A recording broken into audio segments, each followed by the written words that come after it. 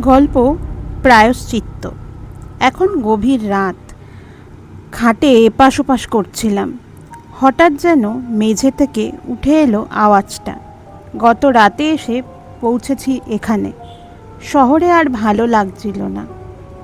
ভিড় যেন আমাকে গ্রাসে গিলে খেতে আসছিল। জায়গাটা আধা গ্রাম, যে যার কাজে ব্যস্ত। ছোটোখাটো দোকানপাট আর চাষ, এই তাদের পেশা। আমি একজনের বাড়িতে থাকছি। সে লোকটা কি ভেবে চাষের জমি ভরাট করে বাড়ি করেছিল। জমির ওপর পিলার গেঁথে তার উপর বাড়িটা। দুটো থাকার আর একটা রান্নাঘর। জানলা দিয়ে দেখা যায় চারদিকে সবুজ ক্ষেত। কাছের একটা চায়ের দোকানে আমার বলা আছে, চা পাউরুটি দিয়ে যায় সকালে। দুপুর আর রাতের ভাত হোক বা রুটি, সেও বাড়ির দুয়ারে পৌঁছে যায় একটা দোকান থেকে।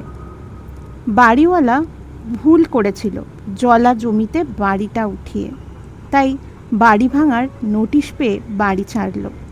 তবে ভাগ্যিস বাড়িটা ভাঙা পড়েনি এখনো। খুব একটা বাইরে বেরোই না আমি।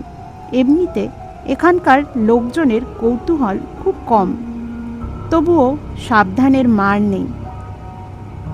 এখন গভীর রাত। হঠাৎ মেঝে থেকে উঠে আসা আওয়াজটায় ধকধক করে উঠল আমার বুকটা। না, আজ খাওয়াটা বেশি হয়ে গেছে। গ্যাস হয়ে গেলে ওষুধ আনার ঝামেলা করতে হবে। আবার পাশ ফিরে ঘুমানোর চেষ্টা করলাম। এবার মনে হলো কে যেন চেয়ার টেনে বসলো ঘরের মধ্যে। তড়াক করে উঠে পড়লাম। আমাকে ভয় দেখাবে এমন কেউ জন্মায়নি এখনো। মানুষ, ভূত, ভগবান, কাউকে ভয় পাই না আমি। লজ্জা, ঘেন্না, ভয় তিন থাকতে নয়, কথাটাকে গুলে খেয়েছি। সেই আমি একটা গলা শুনে ভড়কে গেলাম। চেয়ারে যে বসে আছে তার গলা। বলল, এখানে বসে আছিস, ওখানেই বসে থাক। ছোটবেলায় স্কুলে হেডমাস্টারের গলা ছিল এরকম। বসতে বললে বসো, দাঁড়াতে বললে দাঁড়াও, নড়চড় হবার জো নেই। আমার অবস্থা হলো তেমন। লোকটা বলা শুরু করলো। না, বেশি সময় নিল না। কথাগুলো এখনো সূচের মতো বিজছে আমার কান মাথা, বো বো করছে। সকালের আলো আমার সম্বিত ফেরাতে পারল না। ফেরালো চা আনার ডাক। পাগলের মতো ছুটে বেরিয়ে এলাম বাইরে। কথাগুলো কানের পাশ দিয়ে স্রোতের মতো বইছে। ভূতের দেখা পেয়ে প্রথমবার ভয় তো ছিলই, কিন্তু সে যে আমার হারিয়ে যাওয়া বন্ধু বুঝতে পারিনি। আমার বংশগত জিন আমাকে খারাপ কাজ করাতেও, তবে সোহেলের সঙ্গে বন্ধুত্ব আমাকে ভালো পথে নিয়ে যাচ্ছিল। ছোটবেলায় সবাই এরকম থাকে, কিন্তু বড় হতে হতে আমার বন্ধুর সংখ্যা নামছিল। আমার স্ট্যাটাস তার একটা কারণ বটে। সে সময় স্কুলে সোহেল এলো। কোনো কিছু মানত না ও। বন্ধুত্বের সূত্রগুলো ওর কাছে অন্য। আমাকে আলোর জগতে নিয়ে এসেছিল ও। প্রথম প্রথম ভুলভাল শব্দ বেরিয়ে আসতো মুখ থেকে। ও শুধু চোখ গরম করে তাকাতো আমার দিকে। আমি নামিয়ে নিতাম।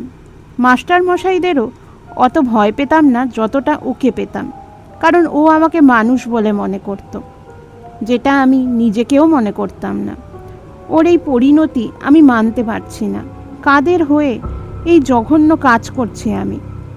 দুটো টাকার লোভে। সত্যি কি আমার জীবনের দাম ওই কটা টাকা? সব বলে দেবো আজ। যে বাড়িটাতে আমি আশ্রয় নিয়েছিলাম, বাড়িটার তলায় সোহেলের জায়গা হলো শেষে। বাড়ির মালিকটা তাই কি বাড়ি ভাঙার ভয়ে পালিয়েছে? সোহেলের কথাগুলো কানে বাজছে। যাদের হয়ে তুই এই এতগুলো মানুষের সর্বনাশ করে এখানে গা ঢাকা দিয়েছিস, তারা কত শয়তান জানিস তুই? এ বাড়ির নিচে এরা আমাকেও পুঁতে রেখেছে। এ বাড়ি ভাঙা পড়লে সে দোষও ওরা তোর উপর চাপিয়ে দেবে। এখনো সময় আছে, সব স্বীকার করে নে। আমি জানতাম সোহেল পুলিশেরই কোনো একটা চাকরি করে, খুব উঁচু দরের পুলিশ হয়তো। কিন্তু আমি যে কাদায় পড়েছি, স্কুল শেষের পর সে কাদা গায়ে নিয়ে ওর সাথে দেখা করা যায় না। সোহেল বেঁচে নেই, নিজেকে বিশ্বাস করাতে পারছি না।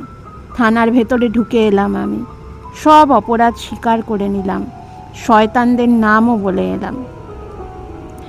উপস্থিত একজন অফিসার উঠে দাঁড়িয়ে ডাকলো, স্যার আসুন আসুন, অপরাধী সব স্বীকার করে নিয়েছে। আপনি ছাড়া এ কাজ কার দ্বারাই বা সম্ভব? স্যার বললেন, তবে ও নিজে থেকে ধরা দিয়েছে, শাস্তি কমানোর ব্যাপারটা দেখতে হবে কিন্তু। সেই জলদ গম্ভীর গলা, আমার নিচু করা মাথাটা শতান ওপরে উঠে গেল।